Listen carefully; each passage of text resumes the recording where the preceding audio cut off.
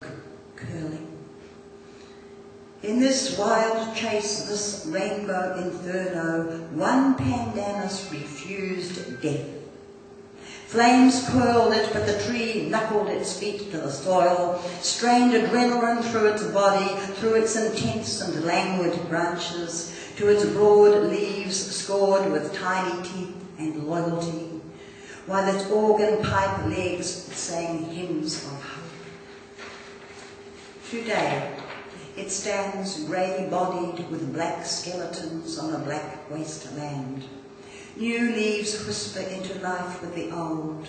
Dirt and moisture still cling to crevices. Its coned fruit matures orange in leaf shadow. And new threads of grass press life through ash, drinking sun and rain, unwise of trauma. The ocean below roars its song of triumph over any adversity. From the path, from sea and sky, we watch the Pandanus grow. We too have known flames that have ripped us of hopes and dreams, that have scalded our confidence, burnt disappointment into our veins. But nature, with its palette of colour, its clarity of tenure, its tenacity of will, shows us that from our black days we too can shoot new strength. We belong with her. The grey walls of cities version in other places. Thank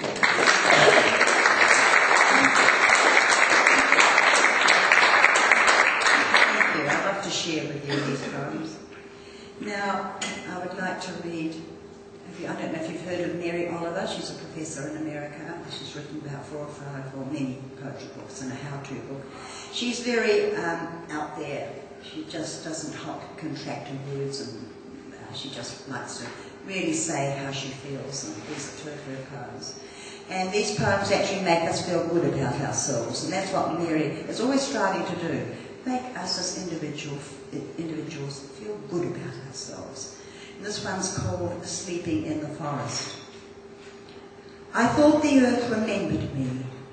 She took me back so tenderly, arranging her dark skirt, her pockets full of lichens and seeds.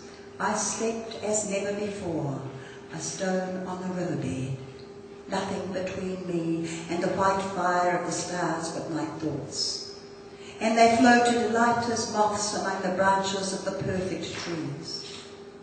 All night, I heard the small kingdoms breathing around me, the insects and the birds who do their work in the darkness.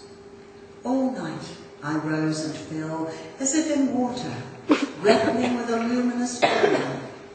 By morning, I had vanished at least a dozen times into something better. That's that full one. I hope you like that. And this is another one. I'll only read 2 of this. This is Wild Geese. She's always had a little bit of tongue in cheek, Mary. She's gorgeous. Wild Geese. You do not have to be good. You do not have to walk on your knees for 100 miles through the desert, repenting. You only have to let the soft animal of your body love what it loves. Tell me about despair, yours, and I will tell you mine. Meanwhile, the world goes on. Meanwhile, the sun and the clear pebbles of rain are moving across the landscapes, over the prairies and the deep trees, the mountains and the rivers. Meanwhile, the wild geese, high in the clean blue air, are heading home again.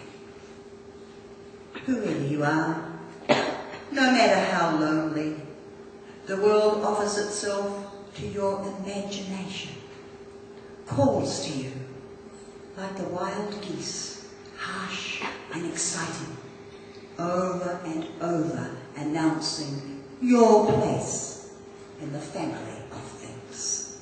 She's very optimistic, isn't she? She's gorgeous. The other little one, we can't leave out Judith Wright. And of course, many of you know Judith Wright. And this is a lovely one of Judith Wright, Egrets. Once, as I travelled through a quiet evening, I saw a pool jet black and mirror still. Beyond, the slender paperbacks stood crowding. Each on its own white image looked its fill. And nothing moved but 30 egrets wading, 30 egrets in a quiet evening. Once in a lifetime, lovely past believing, your lucky eyes may light on such a pool. As though for many years I had been waiting, I watched in silence, till my heart was full of clear, dark water and white trees unmoving, and whiter yet, those 30 egrets waiting. So,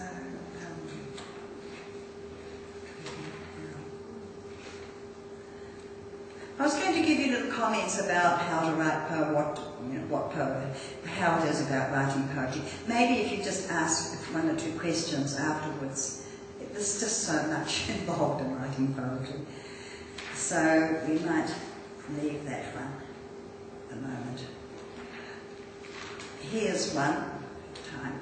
This one got first prize in the Stedford, but I thought I might read it to you. It might be okay for you. It's called Mahogany Furniture. I grew surrounded by its limbs of authority. It humbled me, taught me respect. Later, adolescent, I left it for bare rooms, honeycombed inside a city's friendlessness. Mahogany belonged behind me, but held me when people shook and terror trembled the threads of my mind's web that spread lonely over my life. The graciousness it breathed through its rooms helped steady the fears that often spun my blood. Its bookcase kept Shakespeare and Keats in my head.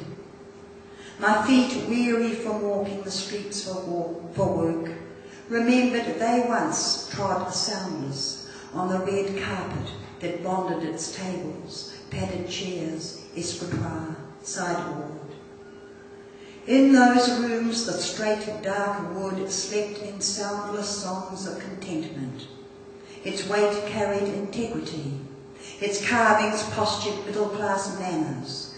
Its veneer shone stars of optimism. The dining table, cornered, uncluttered, spoke of long friendships. The 6-year-old sat at the mahogany piano. At her shoulder, mother, learning again, leaned to study the sheet where bold crotchets and quavers demanded another hour's practice tomorrow. Trees have always grown inside me.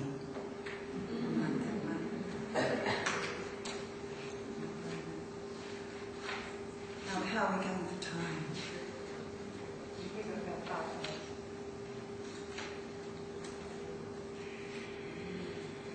This one is a little bit sad, but never mind. It's about a mother and son who hasn't grown up, and she's going to see him for his birthday. I find you floating on leaves on a city lake, the water rippling enough for your wakefulness. Peter Pan, greening your imagination with pleasant things to do, absorbing the sun and grace of the water lilies, swaying, courting each other. They don't criticise, tell you what to do.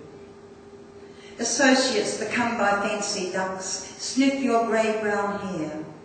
You stroke their feathers, talk to them. They move on. You float clear of the would-be engaging weeds, wish-washing in the everywhere undercurrents. Maybe they would fabricate stories about